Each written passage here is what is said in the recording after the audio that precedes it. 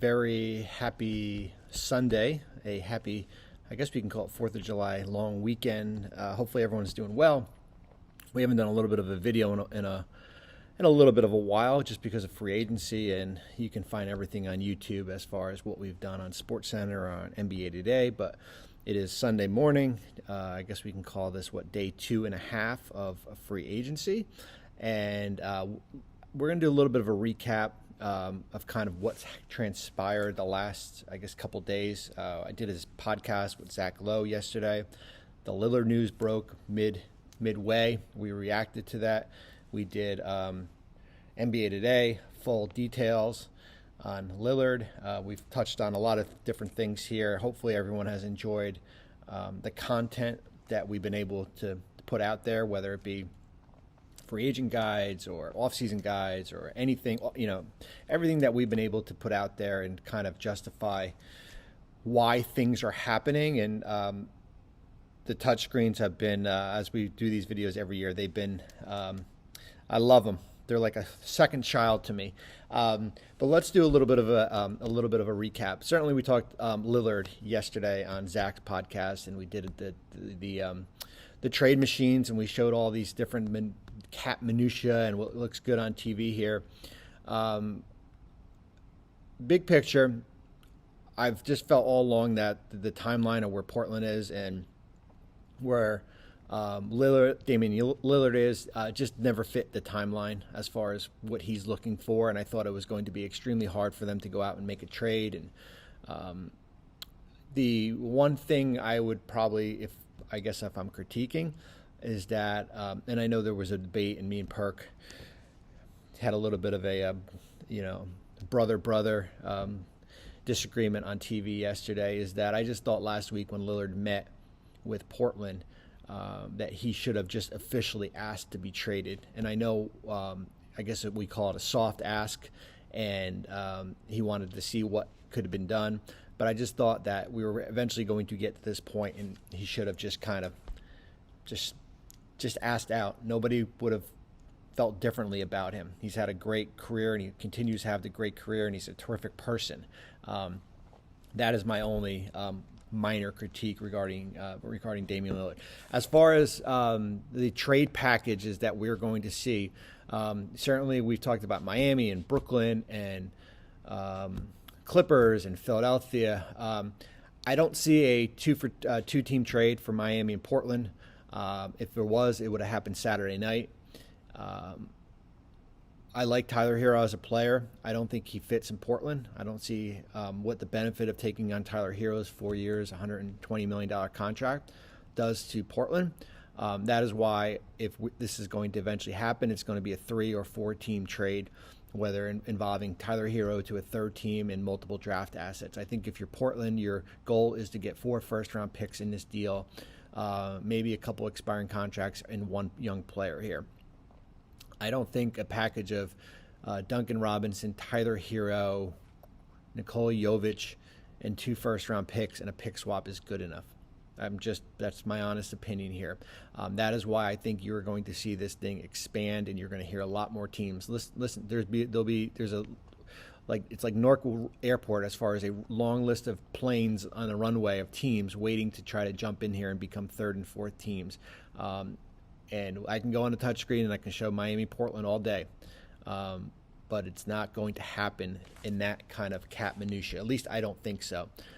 Brooklyn, I don't see Brooklyn going all in for Damian Lillard. It's hard for me to see Brooklyn trading 4 first-round picks for Damian Lillard after everything that just happened. I would basically if Brooklyn's involved, I think it would be as a third team, as a facilitator.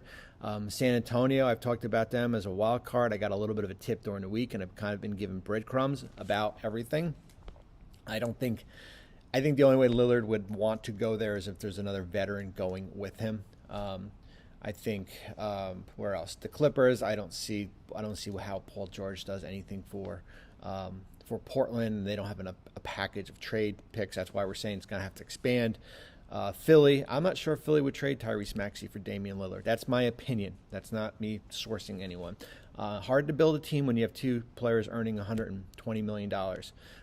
So this thing might drag a little bit. This thing will expand a lot. and we're going to be talking a lot about Damian Lillard probably. I think if there's a resolution, maybe we get right until after Summer League or maybe during Summer League.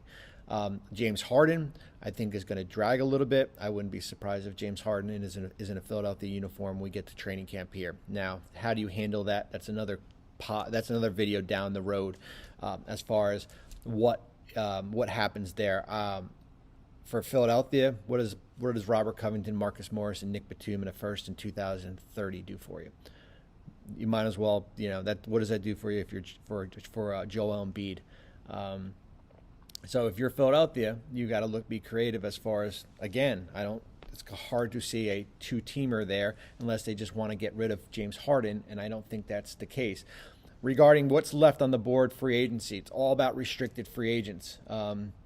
When you look at, I'm just pulling up the list, when you look at Miles Bridges and Matisse Thybulle and players like that, P.J. Washington, Grant Williams, Paul Reed, those are your better named players. Centers, unrestricted, Christian Wood, Mason Plumlee, players like that. The list has thinned out, and that is being kind as far as what is out there right now. A lot of veteran minimum exceptions, and we'll do another video about the CBA and how it's impacted everything, but I just wanted to do a recap. Let's just do a little rapid fire as far as teams. Last night, Woj broke Domantas Sabonis, renegotiated his contract. I thought that was the direction that Sacramento was going to go. Certainly, we labeled them as a wild card here and a little bit of a tease.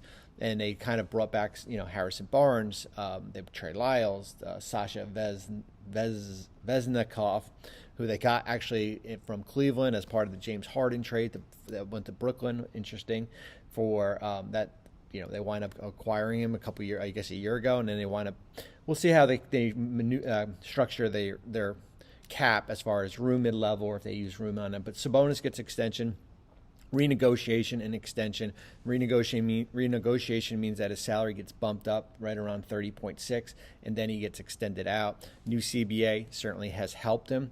And I thought it was a good summer for Sacramento so far here. It's hard, we throw around cap space a lot, and Kyle Kuzma or Draymond Green, sometimes just keeping within instead of bringing a player out from another organization is more beneficial here. But let's just do rapid fire here. Let's see what we got. I thought Cleveland did really nice when you look at Max Strus in a sign and trade.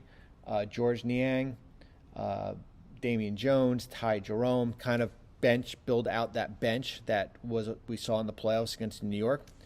The Strus sign and trade, a benefit of the new collective bargaining agreement. They are, they're under the luxury. There's a lot of teams out there that are right under that $165 million luxury tax. There's a ton that is just straddling that. And it's what this new CBA has done. It's forced teams.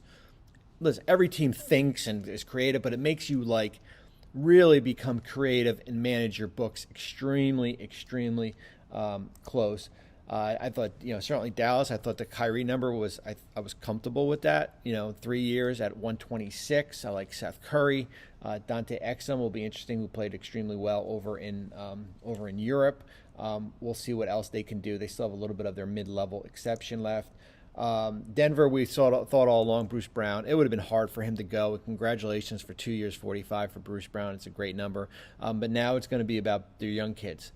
Christian Brown, Peyton. I'm interested to see Peyton Watson in Vegas, Julian Strawther, Jalen Pickett, Hunter Tyson. That is kind of going to be your bench as far as young group of player. They signed Reggie Jackson back, I had Reggie as a veteran minimum, about $5 million. That's a little bit of a steep tag. You saw the trend, and I've talked about it, about teams kind of renting cap space. You saw it with Detroit, Joe Harris and Monty Morris, two veterans that can help you. But instead of going out and spending $30 million on one guy and on a $120 million, you rent cap space. You got to get to 90% of the cap which is the minimum salary floor by the first day of the regular season, or there is a penalty, a significant penalty where you can only get half of tax distribution, and that difference basically acts as a hold. You can't go into into regular season with 30 million in cap space. That day and age is over. Draymond's number is really good, 4 for 100. Certainly saves them some money. We'll see how they build out their bench. That's going to be important. Houston, the wild card of teams, went on a Dylan Brooks, Fred VanVleet. My only critique with Houston is and it's they basically whiffed on some of these draft picks, and I think they admitted it, whether it be Ty Washington or Josh Christopher or Usan Garaba, players they've picked in the last couple of years here who went out and trades here. But we look forward. And I like what they did with VanVleet, and I like what they did with Dylan Brooks, and they've certainly accelerated. On paper, we'll see what happens. On paper, I like VanVleet and Brooks, and then some of the sprinkle in. It's going to be about how these young kids develop. Indiana, Bruce Brown, we talked about, to Obi Toppin, which is nice. Take a flyer on him. I think Chris Duarte is going to go to Sacramento. Westbrook back to the Clippers. Of course, we're going to hear all about the Clippers, and whether it be Damian Lillard, I don't think. James Harden, we will see. Lakers, A+. I've gone on national TV. I hope Laker fans I'm in their, they love me now because they think I always talk negatively about their team. But when you do good things, you get good credit. A+ for the Lakers. I love everything they did about them. Their own players, Reeves, Hachimura, Russell, outside of their own group. Vincent, Reddish, Prince, Jackson Hayes. Extremely, extremely strong offseason for the Los Angeles Lakers. Second best team in the Western Conference behind Denver. Sorry, Phoenix. Memphis, we saw the Desmond Bane. We're not going to go into every team here. Miami's going to be interesting. Keep an eye on them, right? They lose Vincent. They lose Max Strus. Two older players in Kevin Love and Josh Richardson. Let's keep an eye on as far as what happens in Miami. Milwaukee had to go out and overpay Brook Lopez, 2 for 48. It's a huge number. They cannot lose him. Chris Middleton. I thought as I said, when you opt out and then at a 40, there's something waiting for you. So 3 for 102 is something that's waiting for you here. What else do we got? Philly, kind of in a holding pattern. Pat Bev on the vet minimum. Portland, we talked about regarding Damian Lillard. That Jeremy Grant number is monster. But remember, the cap goes up 10% each year. It looks a little bit better. And Grant's not like he's 32, 33. He's a 29-year-old player. But it's interesting how he fits with a retooling of this roster. Talked about Sack. Really liked what Sack did. San Antonio is still sitting on a boatload of money, about $23 million. I like the Trey Jones signing. It's a good value deal. Cedi Osman and Lamar Stevens utilizing cap space. I rent cap space, but two players that can help you. Toronto's going to be interesting. Toronto's the next wild card. They lose VanVleet. They still have Schroeder. What do you do with Pascal Siakam? You signed Jakob Poeltl, OG Anunoby. So Siakam and Anunoby going into the last year of their contract. Anunoby's got a player option. Both are extension eligible. Where does that roster go? They signed Jalen McDaniels. Utah, with the trade, we talked about John Collins last week. The Wizards, Kuzma, it's a good number.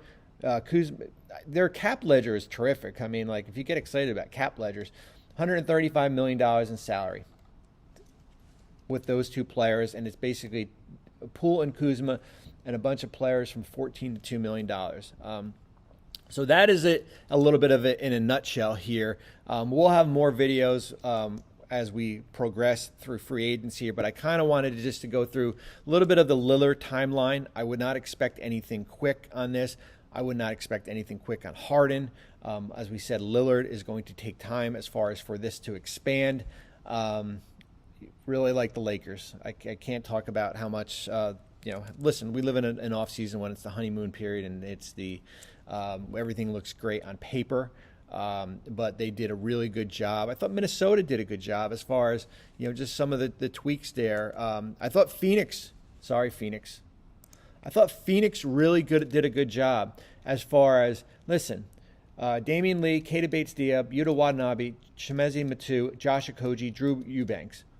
Like, they had a plan, like, and they got out of the gates, and they basically said to agents, we've got the veteran minimum, take it or leave it, or we're going to move on. And you saw, like, you rarely see veteran minimum guys come off the board right at 6:30 on the first day of the moratorium. But I thought Phoenix did a really nice job as far as getting younger but experienced as far as the bench goes. And it will be interesting to see how this all works here. But that's all I got on a Sunday. I'm going on TV in an hour to do more touch screens. Hopefully that thing doesn't blow or smoke starts coming out of there. We can only do 3 team trades on a touchscreen. So people are saying, why can't you do 4 and 5? We can only do 3. And yesterday, and I'll end this real quick, I was so tired. I had gotten like 2 hours sleep, and I was so tired. And then the Lillard news broke, and we're like, okay, we're going on TV in an hour. And I was like, man, I just want to like write and do my updates and everything like that. And I'm doing there, and it's like, remember that game when we were younger, and you like spin around with a bat, and you like you wait, you stand up, and you fall down and stuff. That's how I felt after doing a 3-team trade.